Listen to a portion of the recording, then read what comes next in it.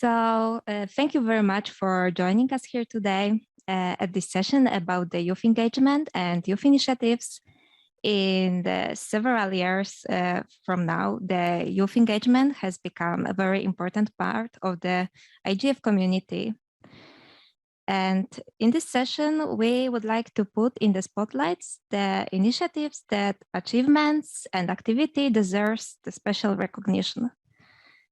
The members of them has been active in the different areas of the internet governance, and those activities has brought a lot of spectacular results. So today with us, we have Elisabeth Schauermann and Demetria from YouthxPolicymakers, Marko Paloski from Generation Connect Europe, who will tell us about Digital Youth Jam project. We have with us also Eileen Cejas from Youth Coalition on Internet Governance, and Juan Pajaro Valesquez from ISOC YouthSig. So firstly, I would like to give the floor to Elisabeth Schauermann and Demetria from the German Informatics Society. The floor is yours. Thank you, Emilia. And it would be wonderful if we could also have our slides, Rafał. I think you have them perfect. Thank you so much. Wonderful. So I'm Elisabeth. This is Demetria. We both work at the German Informatics Society. And in 2019, just to give you a bit of background, it was us who had the honor of hosting the Youth IGF Summit in Berlin when the IGF was taking place. And going off from that time, we have developed this year a program which builds on several objectives. If we could go to the next slide, please. Thank you. Because always there is a need for youth support in internet governance. For you all are aware, you are probably also working on this to some extent or another. And what has also been identified in the past few years, specifically in IGF context, is that political decision makers, regulators, specifically parliamentarians, also need to be involved in these discussions. And so we were asked to kind of think these things together, to bring on the same table the very engaged youth, both those who are already involved in internet governance spheres, but also those who are new to the topic, and create an eye-level policy dialogue between political decision makers, but also decision makers in the private sector environment, because those are also very influential in how we can use the internet as well. And our goal always is to keep this an open process, very diverse perspectives and backgrounds. And I think it worked beautifully this year. Because also going to the next slide, please. Right. Because of the current situation of the pandemic, we set this out as a fully virtual program, which means there are some barriers still. So you need to have technical infrastructure, and the times are more convenient to some than to others, but it was a very open process. Anyone could apply or submit an expression of interest and then participate. And we were really overrun by people who wanted to be in this.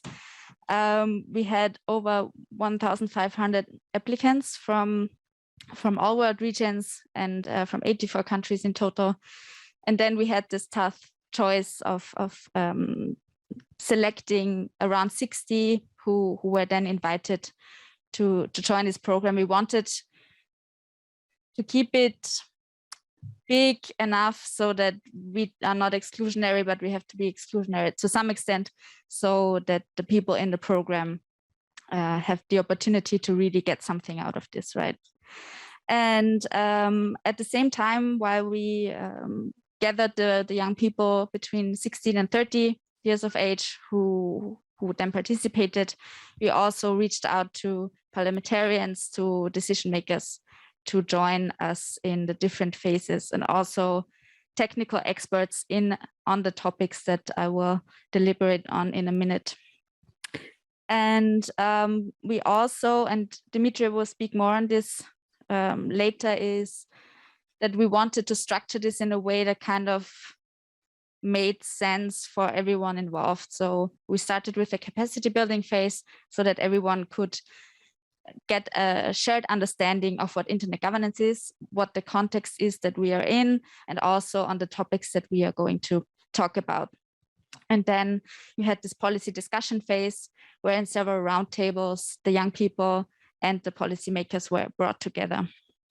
And following that, or also in parallel, we had a policy development phase where the youth ambassadors worked together very closely and came up with policy papers that also Demetria will elaborate on. And now we're in this beautiful transfer phase where we can tell you about those things, and this will go on with all the ambassadors really reaching out into their networks to spread their messages and ideas. Next slide, please. If you want to know more about the people who were part of this, I advise you to go on our Twitter because we made small presentations for all of them, the 60 people who were involved in this, coming from all different backgrounds and experiences, ranging from, I think, 17 to 30, and all being wonderful experts in their own fields. So I think many of them, or at least a number of them, is already also here in Katowice. So if you want to connect with them, there is certainly an opportunity to do so. Next slide, please. Just a few words on the topics that we selected or kind of co-selected with the people who applied, because we asked them out of the key themes that were proposed by the multi-stakeholder advisory group for the IGF 2021, what the young people wanted to focus on. And then we picked the 4 that most found interesting. And we always add something on internet governance on a meta level so that we know what we are talking about. So in the end, what we did is that we conducted workshops and roundtables on inclusive internet governance ecosystems, internet access and accessibility, content, media and literacy, and privacy protection of vulnerable groups. Also security, there were a lot of aspects in there, but what really came to show is that young people are really part of these discussions. And now I would like to hand it over to Demetria, who will tell you more about how we did this on a format level. Cool, thank you, Elisabeth. Would you go? No, that's the right side. Okay. So like Elisabeth said, it was difficult to choose once we had so many applicants, but by the time we started the workshop phase at the end of August, we had 60 participants, 60 youth ambassadors who then participated in the 4 corresponding workshops that corresponded to the 4 topics mentioned by Elisabeth. We asked that people who self-identified as newcomers to topics in internet governance attend the first workshop on inclusive internet governance ecosystems, which included an introductory talk that featured a sort of a history of internet governance. And that was sort of the first introduction, although all of the workshops were made accessible to both people who were encountering these ideas for the first time, but also people who had a little bit more experience. The workshops all followed the same format, where the first 30 minutes or so featured 2 to 3 experts who gave an introduction to their field of study and left room for questions and a small discussion with these experts, which was then continued into smaller breakout room discussions where some more invited networking experts were helped smaller groups of participants fill out a Google Doc that we prepared for them. And this Google Doc sort of allowed them to collect their thoughts and positions on the topics, again, with some guidance from someone with a little bit more experience. This Google Doc then kind of laid the foundation for them to make their opening statements at the roundtables. In order to continue onto the roundtable phase, where they met with policymakers, 2 to 3 policymakers per roundtable, again, 4 of them corresponding to the 4 topics that also corresponded to the workshops. So the Google Docs were the outcomes of the workshops that then allowed them to state their policy demands and positions that they wanted to present to the policymakers at the roundtables. They had to attend 3 out of 4 of the workshops in order to move on to that phase. They were also permitted to attend 2 and then write an essay if they weren't able to make it to all 4. So by the time that we were starting the roundtables, about 45 participants had met the criteria in order to continue on to this section. The roundtables also followed a uniform format where the youth ambassadors presented their opening statements, and then the policymakers were given a chance to react. The policymakers were formed a little bit based on the Google Doc from the workshops, like what was important to the ambassadors, but they weren't given the actual statements, so the reactions were a bit more on the spot. This then led to a discussion that would last the rest of the time. We had prepared some questions for the discussion, but I don't think we ever used any of them because the participants were very motivated and already had lots of things that they wanted to bring to the policymakers. We kept the ratio of policymakers and participants relatively low. So the participants were only able to attend, I think it was 2 roundtables. So it was about 15 to 20 participants to 2 to 3 policymakers. And that was done to kind of keep it more personal. And then the roundtables and the workshops led to the publication of policy papers, which could you please move to the next slide? Thank you. Also corresponded to our 4 topics and included a reflection on the workshop process, a reflection on the roundtable process and the discussion with policymakers, and then gave the ambassadors a chance to sort of restate their policy positions and demands and summarize everything having to do with their experience. And if you could go to the next slide, please. We published the papers actually this morning, so they're all available online now. So if you want to learn more, and you can also see the policy papers, go to igf.de. And then, like Elisabeth said, there's quite a lot of information also on our Twitter page with the handle there. Yeah, that's it from us. Thanks. Thank you very much, Elisabeth and Demetria, for introducing us to your initiative, and congratulations on your great work. And right now, if you have any questions, it is time to ask them. And I think that to make the fair share between people who watch us on site and online, we would take the order of taking 1 question from the floor here and 1 question from the Zoom room. So you can come up with your questions if you want to. I think that in the Zoom room, you have also the possibility to unmute yourself if you want to ask a question. I think there was a question in the chat. Hello, I have a question. Yeah, please go ahead. Okay, thank you. Yeah, so I want to find out if the ambassadors program takes place every year, and when does application open? Thank you, Enoch, for next year. for the question. So we are always in a bit of a precarious situation with our with these youth programs. So for the past 3 years, every year we were lucky enough to get some funding by the German Ministry for Economic Affairs and Energy, who was the host in 2019 of the IGF. For next year, we still don't know yet if there will be something like this. I hope so, certainly, that we can come up with something. But apart from us, there's so many initiatives. The Internet Society does youth programs every year. ICANN does youth programs every year. So I suggest you keep your eyes open, not only towards us, but also towards other initiatives. Okay, thank you. Thank you, Enoch, for your question. And do we have any other questions?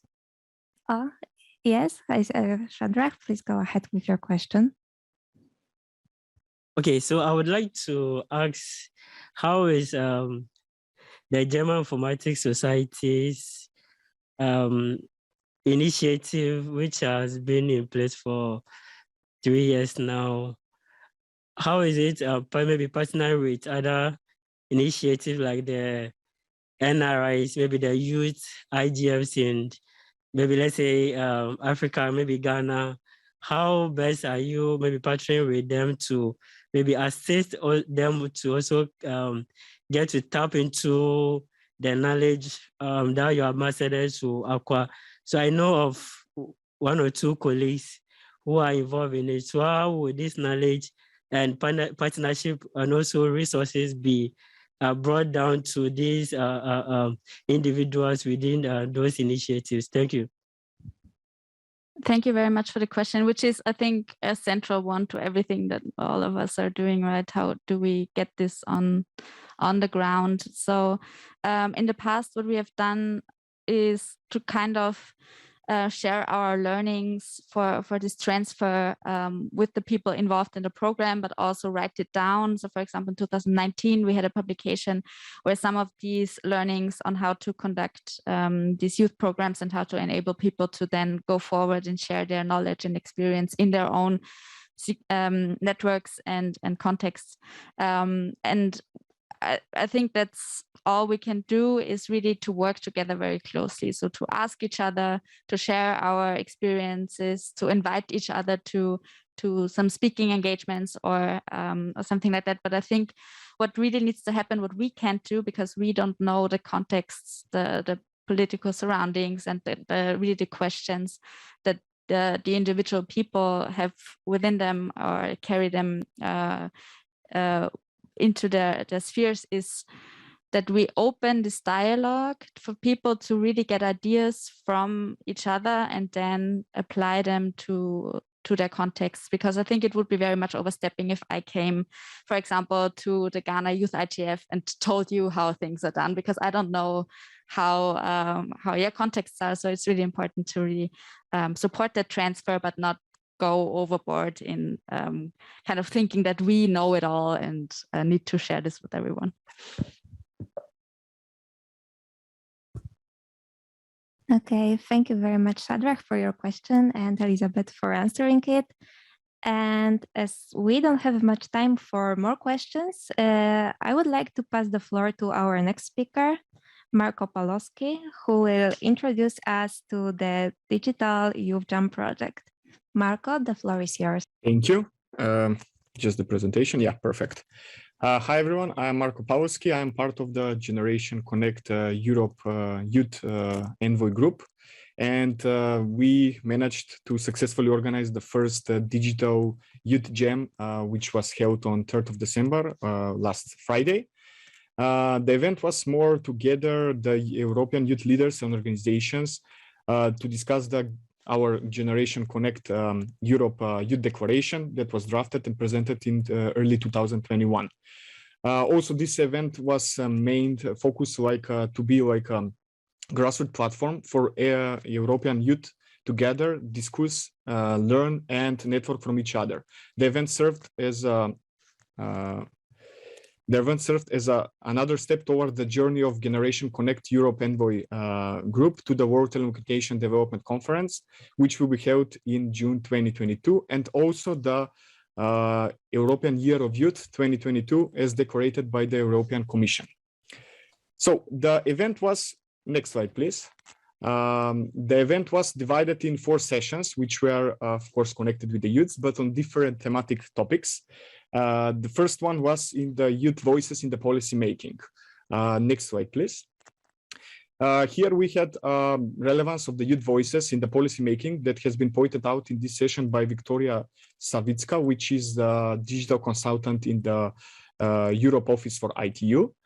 And also we have different opinions and different ideas, I would say, from the speakers.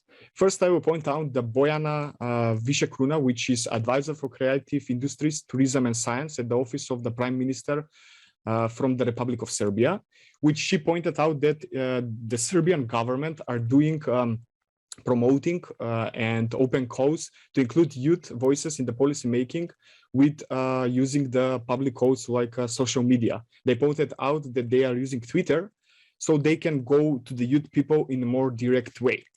Also here we have Valeria Ionan, Deputy Minister for Euro Integration at the Ministry of Digital Transformation of Ukraine, which pointed out that the social media are very good and very good to reach to the youth people, because she is also active social media a member, and that they are using a lot of things now to get engaged with the youth in this social media, so they can include them in the policy making process.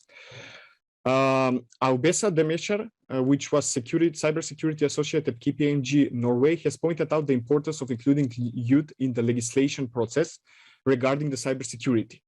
The main reason, we have two, let's say, main reasons for this. The first one is that the youths are the one that are raised with the digital world, and also they are born in the digital world. And the second one is that we saw a lot of suitable profiles from the youth, especially in the deal with the cybersecurity world, after the COVID-19 pandemic has become more vulnerable to cybersecurity attacks, because a lot of meetings like this one are doing now online, especially confidential data and a lot of other sensitive data. And the session we concluded is additionally with Jurgis Vikaus, which is Chief Specialist of the Resources and Services Division at the Commission Regulatory Authority of the Republic of Lithuania, which he explained how he got into politics at a very young age. He encouraged other youth as well to take any chance that they have, if of course they are they like to go in this kind of policy making, and to do not wait, because now governments more and more are getting the youths involved in those kind of policies and legislation involvement, because in the end the decisions and legislation that will be implemented will be affected mostly by the youth. In the second session that was on the event, next slide please, we were talking, it was more on the digital entrepreneurship and the youth entrepreneurship, where it was a conversation with a young leader. From the other side, it was Luke Gavaning, which is a member of ITU Global Visionary Board. And from the other side, what was Mr. Taha Bava, who is co-founder and CEO of GotWow. The whole discussion was mainly on, I would say, 3 points, 3 important points. The first one was the digital ecosystem that now we have within the reach, that is very powerful and that allows the youth entrepreneurships to access a massive number of resources to be able to fulfill their goals. Also, here is the camp that the entrepreneurship can do a lot of collaboration and communications with other stakeholders, mentors, other entrepreneurs to share experience through the world using the digital ecosystem. The importance of accepting failure was the second, and maybe for me, my opinion, maybe most important thing is that it is a lot of people pointed out, Mr. Baba, that a lot of young entrepreneurships, entrepreneur fail on their first try to fulfill their business or their idea. But this is not the, how to say, that much bad, because this experience is probably one of the best ways to learn. And he insisted that these failures, as far as possible, should always involve assumable risk that won't block you for continuing to working on your projects and ideas. And finally, in connection with the failure, defining what success looks like in equally important. It is equally important. Sometimes can be like a monetary success, but it also implies community impact or environmental impact. And we should take advice from the young entrepreneurships that from this personal point of view, in this, not always the stories of successful entrepreneurships are most inspiring ones. That your own opinion is also the ones that should always predominate, and even though those from the experts in the field of stakeholders and other mentors should be considered. Next slide, please. This is the third session, which was how youth groups are involved and what are their role in Europe.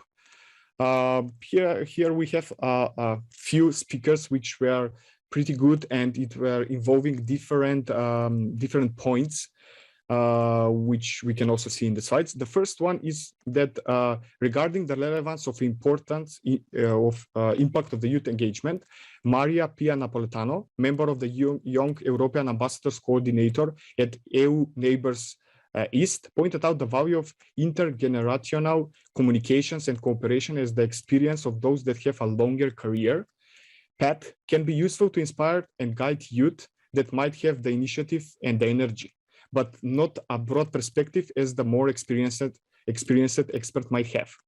Here, in correlation to this one, Valentina Sabuko and Mirvas Vafa, members from the UNESCO Global Youth Community, highlighted the cooperation between the worldwide organization. In this case, UNESCO, with the different local communities, has a key role in conjunction of both points of the view can lead to great significant changes. The existence of polarization among the youth, Maria Pia Napoletano addressed the relevance of implementing practical education inside the organizations regarding of the importance of considering different points of view and incorporating them as a useful information to come up with initiatives. Following the line, Valentina Suko pointed out that diversity opinions can lead to new solutions or new perspectives to investigate an issue that have not been considered before. In the relation of inclusiveness, there was a big, I would say, point that Valentina pointed out to the difficulties that might arise trying to reach out some communities whose digital capacity is less development that are isolated because of their location. She recognized the importance of trying to reach out to these communities as they should also benefit from the worldwide dialogue. Alex Cook states that the inclusiveness is not a key point after the COVID pandemic, as the digital and economical inequalities have become more obvious. And the last session that we had, next slide, please, it was for the Youth Declaration open discussion, where I was also part of it. The Youth Declaration was provided by the Generation Connect Youth European Group in January and February this year. We just presented here what were the topics that we were mostly working on and what are the next steps. So our first place was pointed out that youth is the most affected generation regarding the digital transformation, as it is on a daily basis, but not only in the professional and the personal environment. We have focused on capacity development and digital inclusion. Regarding solving capacity building issues, we proposed the bottom-up multi-stakeholder advisory group to come up with a common digital skill curriculum in the European countries, together with the offer of high-quality certificate courses and promoting closer links between the industry and academia. To address the digital inclusion, gender, age, and geographical location should be also considered. Most of the times, the barriers that generate digital inequalities among the individual are not under control, and here is where the importance of the solving this inequality comes into place. Afterwards, we talk about the cybersecurity as one of the main points that we wrote in the declaration. Was presented as a very relevant topic, as a great part of the society daily interaction take place online. We already saw this after the pandemic. I mean, we are still in the pandemic, but during the pandemic and still going on. Some of the proposed initiatives to face the issues that might arise are creating safer internet centers in non-European Union countries, but in Europe, establishing common cybersecurity capacity building standards for European countries, and promotion of media literacy on cybersecurity at the European level. We have shown our awareness regarding the fact that very crucial topics has not been totally covered in the Youth Declaration, and we have encouraged you to propose more ideas to improve, complete, and update the declaration with the new issues or topics that might have framed during this year, because the declaration was done in February 2021. Next slide, please. Here you can find on the link, I will also post in the chat in the Zoom, but the ones that are presented in person, you can use the short link to access the Youth Declaration. And if you haven't read it, please do when you have time. And you are feel free to suggest improvements and adding other topics. I'm not sure, but I guess that the next year will be, from the ITU will be another Generation Connect group. So if someone is interested, they can take a look and follow the ITU Office for Europe, so to get more updates on this one. And the next slide, and that was from my side to present. Thank you very much. Thank you very much, Marko, for sharing with us the details of this very recent event. And as I just got an information that this event will be 15 minutes shorter than it is put in the agenda, I would like to propose that we will skip the questions part after each speaker, just in order to give every speaker their time. And if you have any questions, just write them in the chat and with the annotation to which speaker you would like to address them. And in the end, if we will have time for those questions, you will have an opportunity to ask them. And also, I would like to ask our on-site audience to also write their questions on Zoom in the chat. Thank you very much, and thank you for understanding. So as the next speaker, I would like to invite Eileen Cejas from Youth Coalition on Internet Governance. The floor is yours, Eileen. Thank you very much, Emilia. I hope you can hear me well. Apologies, I'm connecting from my phone. So today I'm very happy to be here with you talking about youth engagement. And I'm very happy also to hear from our colleagues, dear colleagues. So let's go directly into the slides. Okay. Okay, let's begin. So my name is Eileen Cejas. I'm from Argentina, and today I'm speaking to you on behalf of the Youth Coalition Intergovernance as the steering committee member representing the GRULAC group. So now let's go to the second one, where I will explain to you about the Youth Coalition Intergovernance. The Youth Coalition Intergovernance was established to advocate for the voice of children, young people, young professionals, also at the IGF. As you see, why we are talking about the Youth Coalition right now, because our dynamic coalition was formed, it has been 11 years old. So, you know, we have a lot of history within the IGF.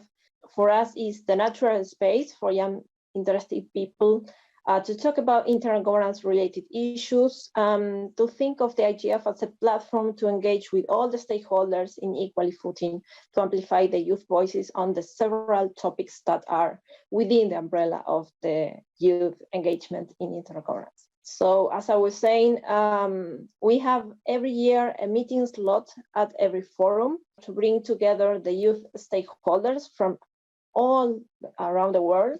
And we discuss about the different issues and we network together. Move to the third one. Okay, awesome.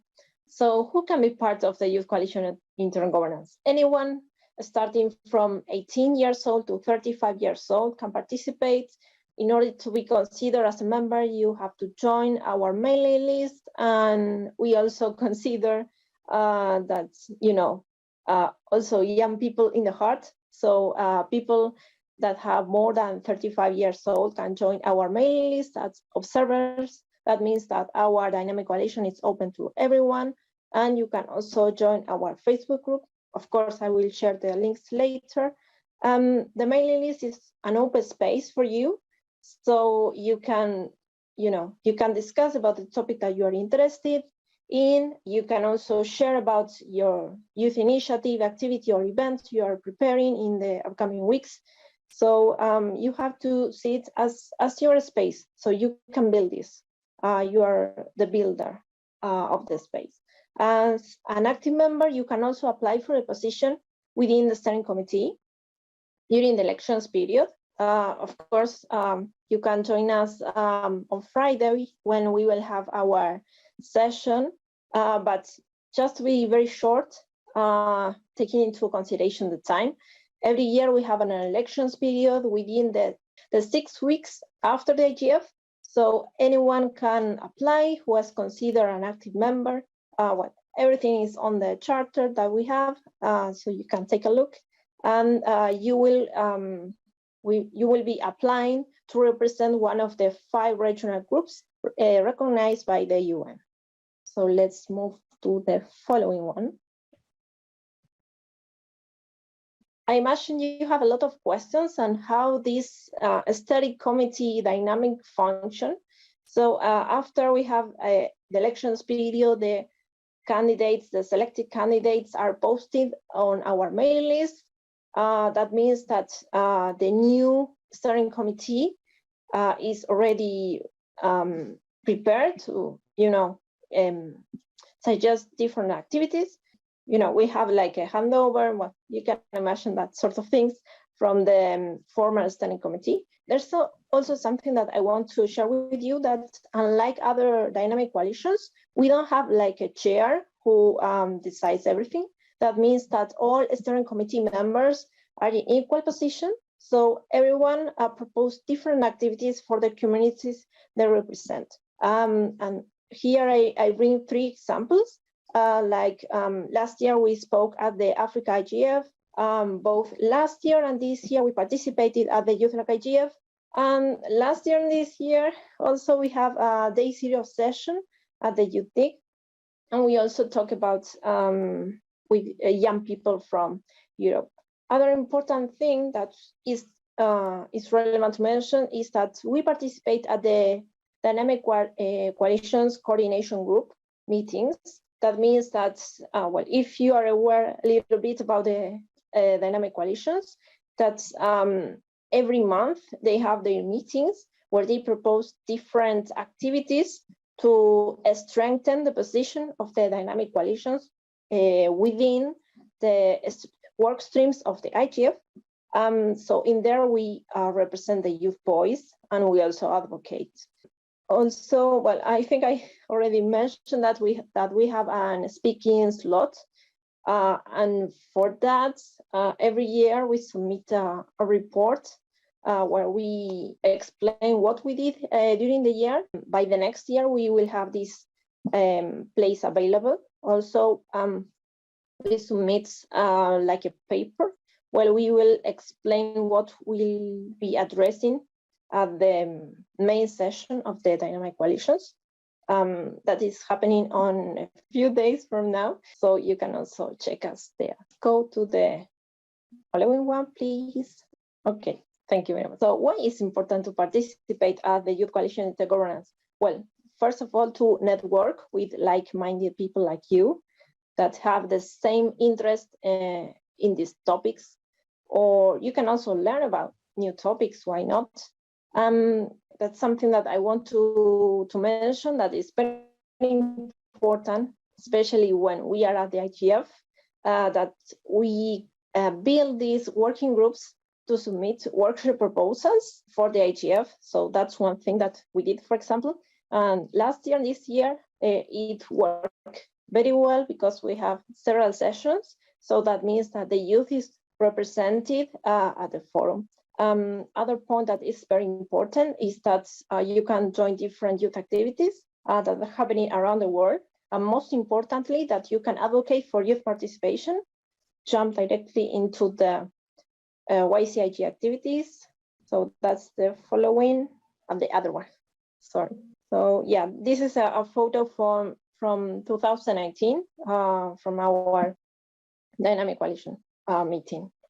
So moving to the following one, I'm going to make a quick recap of the things that we did this year. So for example, we made a questionnaire to understand about the needs from our community, about what type of activity we can do to engage. The most voted option was about conducting some youth webinars. So that's on the following slide. So we conducted 2 webinars. One was about the environmental sustainability, and the other one was about inclusive intergovernance ecosystem. Luckily, we were able to have some representatives of the BPFs and also about other dynamic coalitions. So that was very important for us, to highlight about the importance of interconnecting the different work streams of the IGF. Well, as I was saying, we submitted some sessions for the IGF. We also work in collaboration with UNDESA and the UN Major Group for Children and Youth on preparing a policy brief called Towards a New Social Contract, Reducing Inequalities Through Digital Public Goods and Youth Collaboration for the Sustainable Development Goals. That's, I guess, is going to be online in a couple of weeks. Well, overall about the youth engagement at the IGF. Well, I mentioned that we have some sessions. We also spoke at the, and we will be speaking also at some NRI sessions and DC main sessions as well. So I want to also mention about the mentorship at the Internet Society IGF Youth Ambassadors Program, that this year is the second time that we are running it, and we are very happy because we are also helping other young people to participate and encourage them to speak up at the IGF. Well, as I was saying, we have a Day Zero session at Eurodic. We also partnered with the Youth IGF Poland for the organization of the Youth Summit, including the coordination of working groups. So, of course, we are inviting you for the following session happening in a couple of hours. We participated at the open course of the Youth IGF in English and Spanish. We also, as I was saying, we participated at some DC sessions last year and this year. And that's all from me. So I'm going to share the link of all of our social media. Thank you very much. Thank you very much, Eileen, for sharing with us your initiative with plenty interesting opportunities for young people. And as I mentioned before, if you have any questions for Eileen, just please write them in the chat and mention that those are questions for Eileen. And right now, I would like to pass the floor to our last but not least speaker, Juan Pajaro Valesquez, who will tell us about the Youth Observatory, so the YouthxIC. I can give.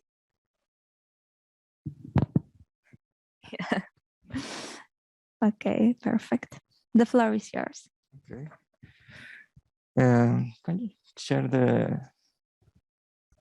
Okay, just a minute for the technical stuff. Okay, so while we are waiting, I will tell you a joke. No, just kidding, I won't. Yeah, but I guess that soon we should be able to continue. Well, I can start if until you share the slides.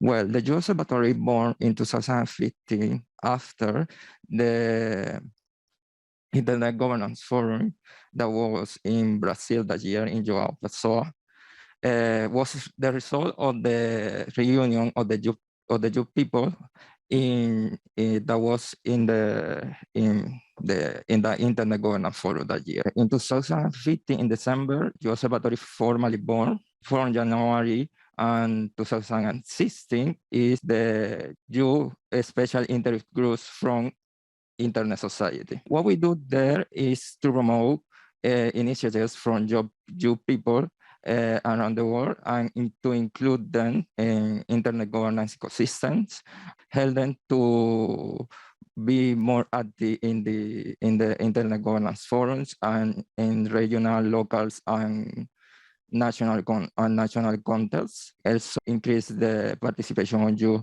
in all these spaces. Why we do this is because we think that youth is an essential part of this ecosystem. Probably we actually getting too much tokenized in some contexts, but we think that we had to have a more active role inside of the Internet Governance Forum. And that's why we, during this last year, we had several ways to show the work of youth people. One of those was the book. The youth book was released in 2017. the Youth Atlas that was in 2019 during the IGF in Berlin. We released the Youth Atlas, where a lot of young people from all over the world share their experience in internet governance in their countries and also in global context. Also, we developed a competition in 2019 called Creative Networks Competition. Actually, I was part of the Creative Networks competition. That was the reason that I'm here right now representing the Youth Observatory, was thanks to that. With that was an application of different projects from people that were already working in related topics to internet governance, but they didn't know that were related to internet governance. So the final product of this was to bring those people to Berlin, made them part to the Youth Summit that was in Berlin, and create a project that could impact in young people in the future. After that, we decided in 2018, because we were really focused in Latin America, because we created the Youth Observatory in the Latin American context. In 2018, we decided to internationalize the Youth Observatory. With that, we create new commissions and new positions inside of the Youth Observatory. And we had to start a new election and a new board of person that was divided by the 5 different zones of the UN systems. So after that, we started to get more involved in projects collaborating with the Youth Coalition or Historic Governance. For example, we work with them a lot and presenting projects together in the Youth like IGF, Erudit. Also, we've been there in the and especially here in the Internet Governance Forum.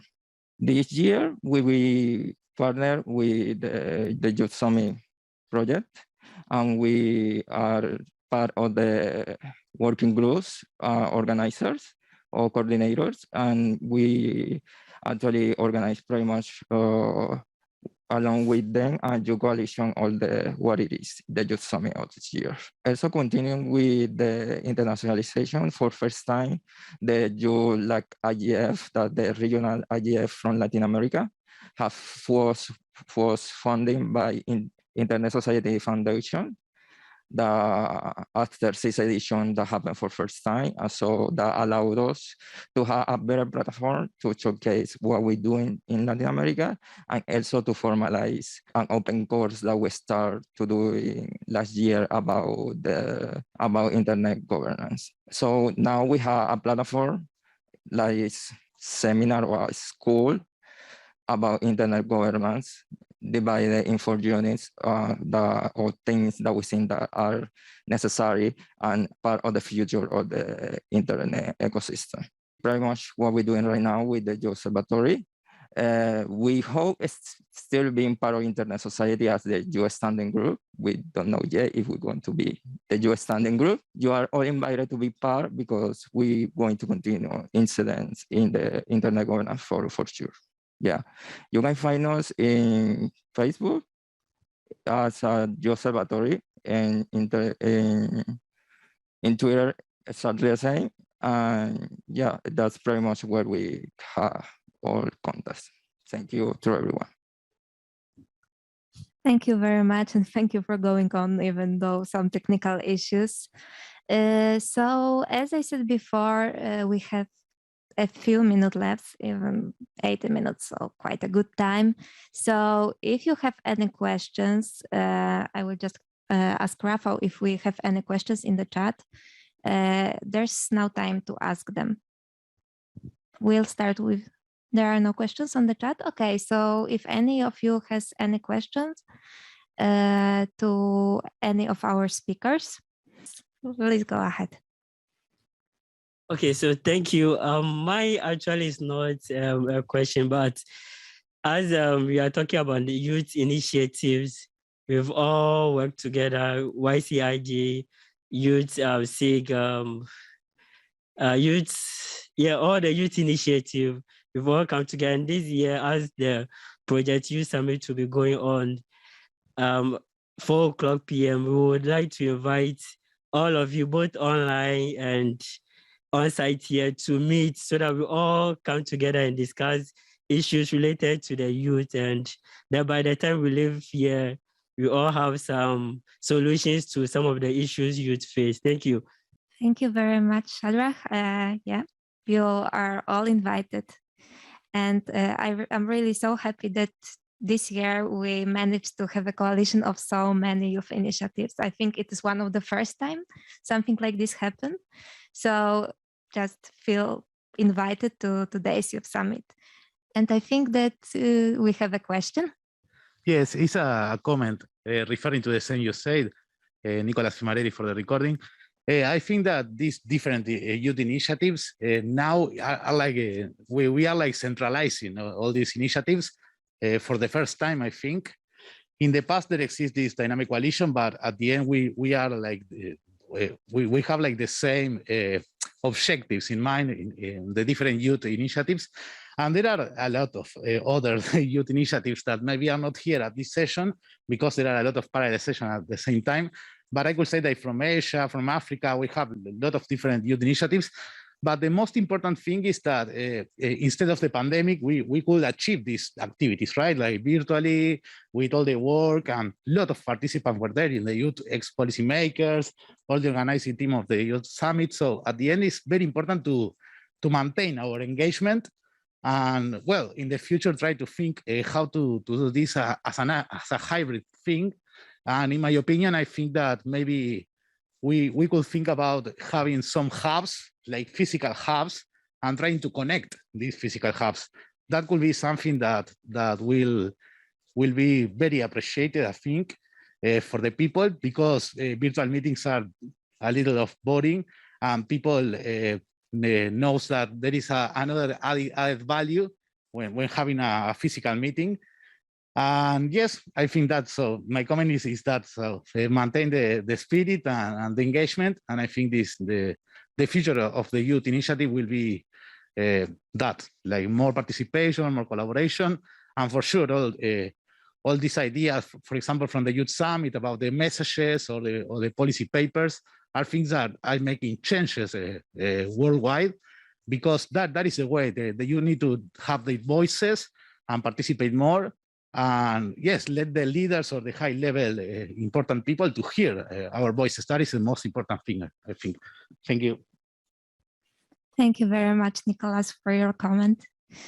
If any of our speakers would like to add something. I actually would like to hear from you, because now we heard about all our different initiatives, but maybe you would like to share also about your process this year with the Youth Summit, without spoiling it too much, because as you heard, the session will be happening, but I'm sure there were so many important lessons learned and things that you could also maybe bring to us. I don't want to put you on the spot, but I would be very interested to hear how that was for you. Yes, sure. Thank you very much for giving me the floor. I wasn't expecting that. Yeah, but I think, oh, sorry. Okay, yeah, today, because we have this youth summit, so I'm really in many channels at the same time. Yeah, but so just to share it with you very briefly, how the process looked like. I think it has all started almost a year ago, when we have had an opportunity to hear a lot of comments after the last year's IGF and the Youth Summit. And what we decided is that this year, to make this summit really multi-approach, that's why we would like to introduce other youth initiatives. We were contacted by the representative of Youth Coalition on Internet Governance, who told us that the two organizations that has presented today would like to cooperate with us. And this is how it started. We just started talking, and then it evolved. And I think we have had a really great energy between us. So it was all came up naturally how this project evolved, because to be honest, we just started with a thought that we would like to, this year, we would like to put more focus into the policymaking processes, into how we could get young people more involved into the policy making, how we could connect them with the decision makers, something that you also put in the central point of your project. And we just started to build around that idea. So then the idea of points of action, which are the final results of our project, just came up that we would like to focus not only on creating postulates of solutions, but also on thinking already to whom we can address those postulates. So to introduce this lobbying way of thinking into our work.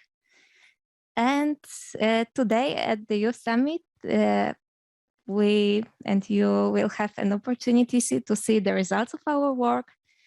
And I think it's not the end today. We want to introduce you to our work because we want to continue on. We have already talked about it, yeah, that we can think about combining our projects because we have, I think, quite common goal. So yeah, so we want to invite even more people because in our project, we could only invite like 80 candidates to keep it in the cameral format. But we would like to hear even more voices, like as many voices as possible. So I hope that really after this Youth Summit, we will have the next steps during which we can all have all together some consultations, some brainstorming.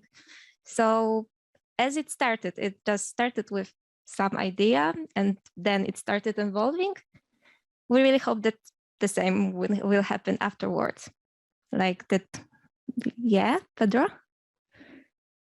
Did you finish? No, I will have a lot of talking today. Yeah, so please go ahead. I had a short, a short question to everyone. That today we actually have kind of a cacophony of a multitude of youth initiatives, youth organizations, going around similar objectives. And although this is helpful for one side, it's interesting for one side of diversification and regionalizing some kind of initiatives, there's also a downside on that, that sometimes we have some double efforts through the same ending.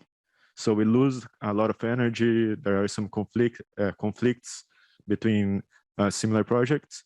And the question is, what do you all think it's necessary to avoid this? What's the main barriers to have, like, the Youth IGF Summit is a good example because there are a lot of youth initiatives that get together towards the same goal. So what do we need to have more projects like that, more initiatives like that, where these different youth organizations come together to achieve a similar goal? Because that's the central point, that's the main point when we're talking about decision making and this part of positive lobbying and getting influence on these other aspects of impactful movements in the internet governance ecosystem. Okay, does anybody want to take the floor first? Sure. I have some thoughts on this. And they are not very elaborate, they are very basic. What you're saying is actually very important in terms of how we bring our different efforts together, because I think there's a lot of value in having parallel processes, because we all reach different people, we reach different people in different ways, we give different types of people an outlet to come into this, because what we can't forget, those of us who have been in internet governance for years, it might be so normal and just we are very much in this whole circular motion of doing the same things. But the value, I think, in doing parallel projects is that we bring different people into this cycle. And then I think what is really beautiful to see is that over the past few years, not only have we started working together a lot more, but also through working together and showcasing that there are so many young people interested in this, we could also convince the non-youth that this is something to look out for, and that young people need to sit on the main sessions, and that youth needs space in these meetings that is not only tokenized and is not only on the sidelines. So I think both is true. We need to work together, and then we cannot say we need to centralize everything to be more powerful, because I think there's a lot of value in doing different things for different people. Well, I can agree that doesn't have centralized the joint initiatives, because I believe that having more regional point of views actually help to construct better joint initiatives and to bring more people to the conversation and to enrich the intergovernmental ecosystem.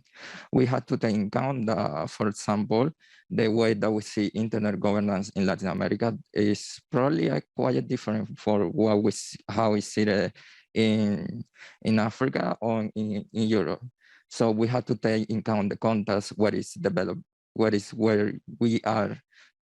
So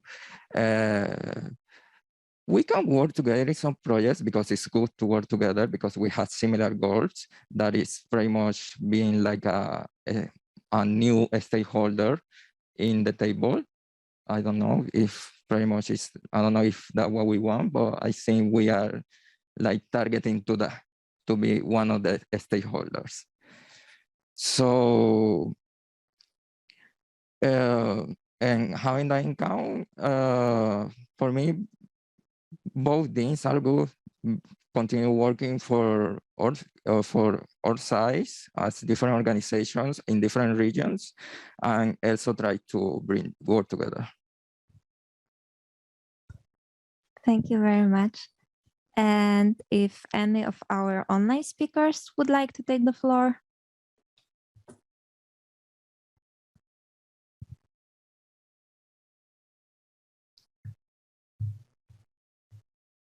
Okay. Yeah, so from my side, I would like just to say that I agree with Elisabeth and Juan shared.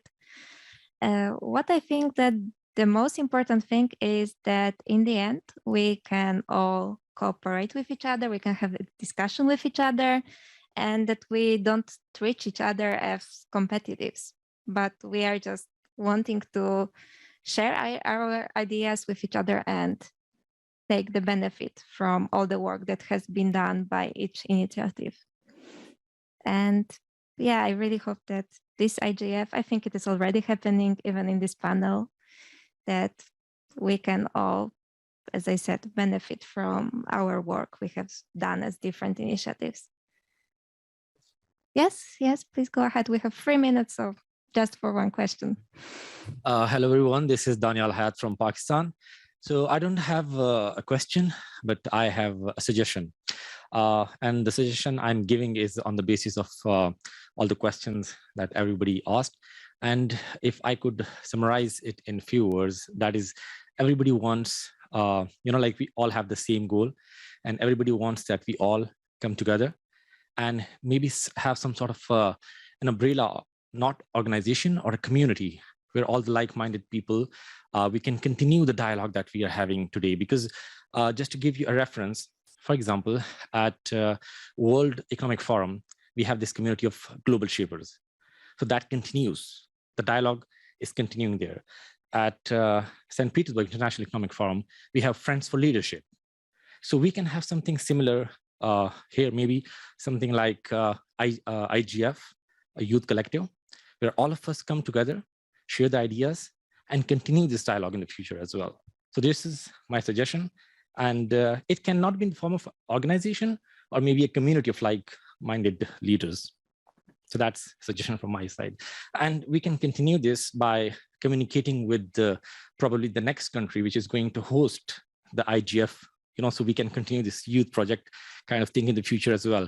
And what were the outcomes of today or the conversations that we had, we can share that probably with the policymakers of the next IGF country that is going to host this. So I think that will be a very brilliant initiative that we all can come together with the same agenda, considering the fact that we can take the input from the localized or the regional bodies that we have in our own specific countries, because as far as I know, we have representation of Asia, America, Europe, all these different continents. So we all are here and we can think about it, how to make it sustainable so that we can continue the dialogue in the future. So thank you.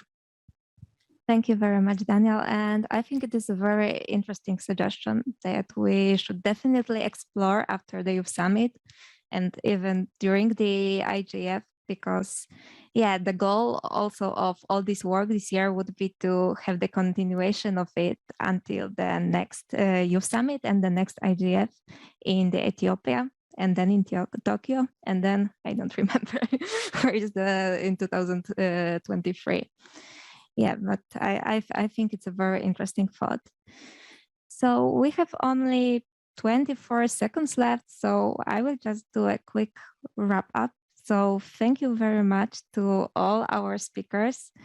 It was amazing to listen to you and about your wonderful initiatives. And I think that today we have had just a very good start of the dialogue.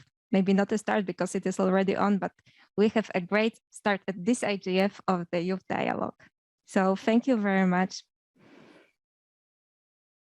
Yeah, it's time. It's time for clapping. Yeah, thank you. And thank you very much. You're an amazing audience. And thank you for your all wonderful comments.